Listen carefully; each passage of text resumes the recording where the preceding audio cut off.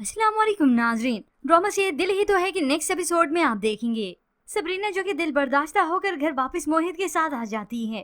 तो यही मोहित होता है, उसे समझाता है जब वो शेयर करती है कि उसे छोटी छोटी बातें किसी के दिल पर नहीं लेनी चाहिए, इग्नोर करना सीखो। तो बिल आखिर सबरीना मोहित की बात मानती है।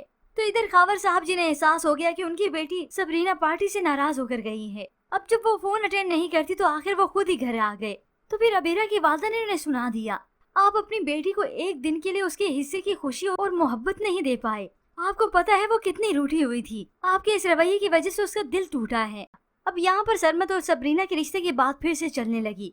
खत्म तो नहीं हुई थी, मगर ऐसे में कलसूम जो कि टांग अड़ाती है, उसकी कोशिश यही है कि ये रिश्ता खत्म हो जाए, मेरी बेटी से हो जाए। तो सरमत की वालदा ने भी उसे साफ सुना दिया, सबरीना से शादी करने का फैसला मेरे बेटे का है, तो मेरे बेटे की ख्वाहिश मेरे लिए सबसे ज्यादा इम्पोर्टेंट है। मगर इस कलसूम बेगम का तो रोना धोना ही खत्म नहीं हो रहा।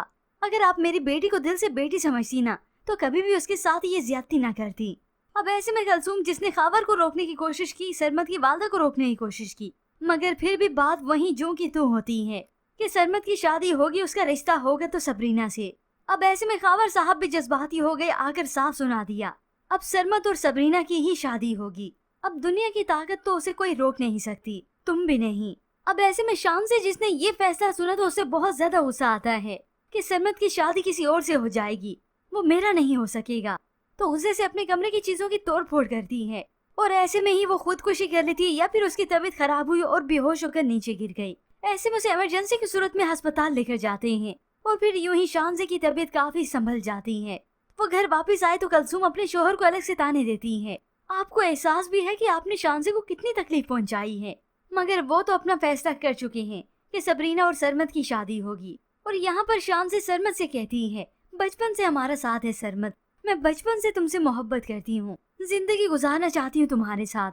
तो सरमत उसे अच्छे दोस्तों की तरह समझाता है, शान से प्लीज अपनी जिंदगी उस शख्स के लिए जाया मत करो जिसके दिल में तुम्हारे लिए कोई फीलिंग्स ना हो।